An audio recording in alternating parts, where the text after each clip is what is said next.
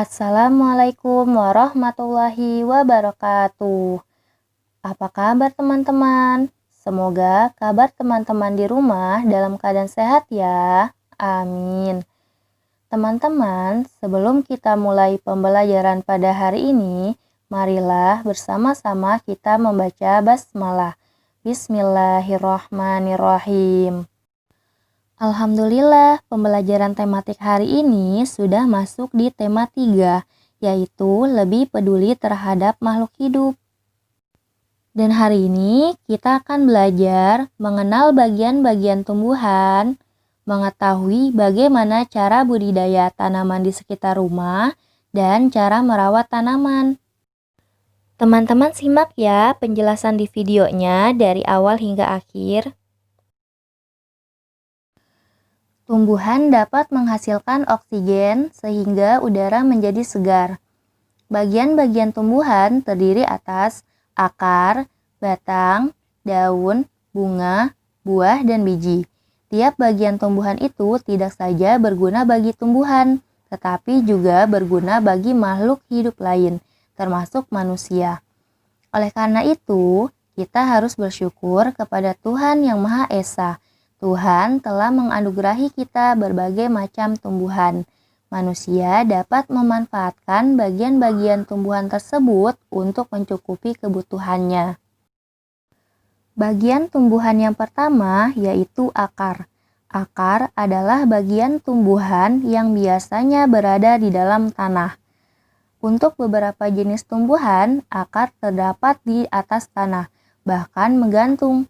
Fungsi akar sendiri untuk menyerap air dan menyerap bahan makanan dari tanah. Akar juga membuat tumbuhan berdiri kuat. Pada beberapa tumbuhan, akar berfungsi untuk menyimpan makanan cadangan. Makanan cadangan itu disebut umbi akar, misalnya pada singkong dan wortel. Akar juga terdiri dari dua jenis, yaitu akar serabut dan akar tunggang.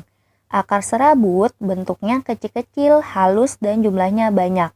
Contoh tumbuhan berakar serabut adalah kelapa, jagung, bawang, singkong, dan padi. Selanjutnya, akar tunggang. Akar tunggang bentuknya besar, jumlahnya sedikit, dan arahnya lurus masuk ke dalam tanah. Contoh tumbuhan yang berakar tunggang adalah apel, jeruk, mangga, rambutan, dan sawo. Yang kedua, batang. Batang merupakan bagian tumbuhan yang ada di atas tanah. Batang berfungsi sebagai tempat tumbuhnya daun, bunga, dan buah. Batang juga berfungsi mengedarkan air dan mineral yang diserap akar. Air dan mineral itu diperlukan tumbuhan untuk membuat makanan yang terjadi di daun. Makanan yang dihasilkan dari proses itu diedarkan ke seluruh bagian tumbuhan melalui batang. Yang ketiga, daun. Daun merupakan tempat berlangsungnya fotosintesis. Daun banyak mengandung zat hijau daun yang disebut klorofil. Daun terdiri atas tangkai daun dan helaian daun. Bentuk daun bermacam-macam. Contohnya, daun teratai.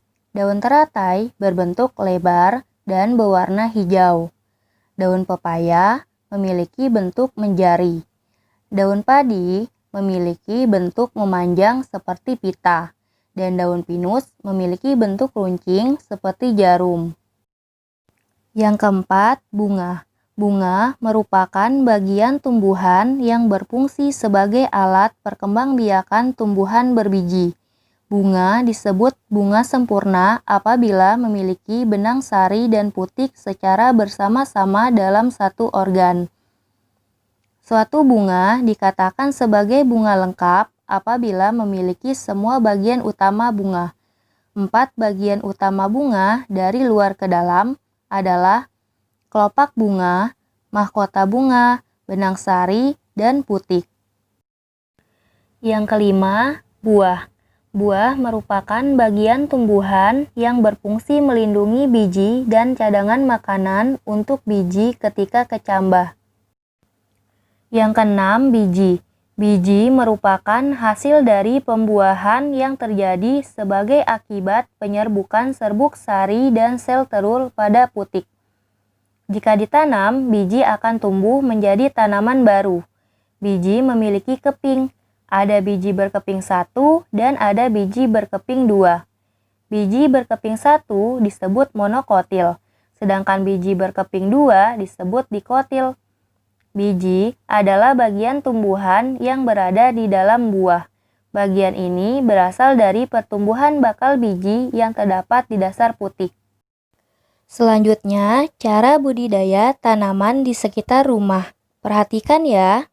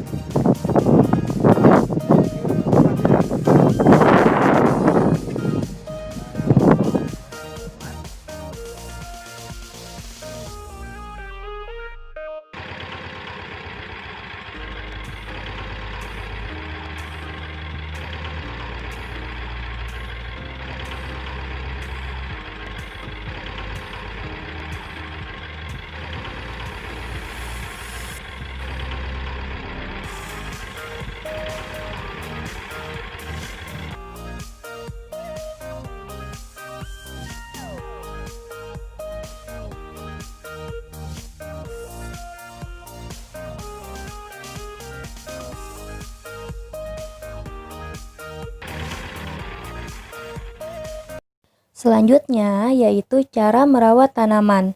Cara merawat tanaman dapat kita lakukan dengan cara selalu disirami setiap pagi hari, serta selalu disiangi dan dipupuk pada waktu-waktu tertentu. Demikianlah pembelajaran pada hari ini. Semoga teman-teman dapat memahaminya ya.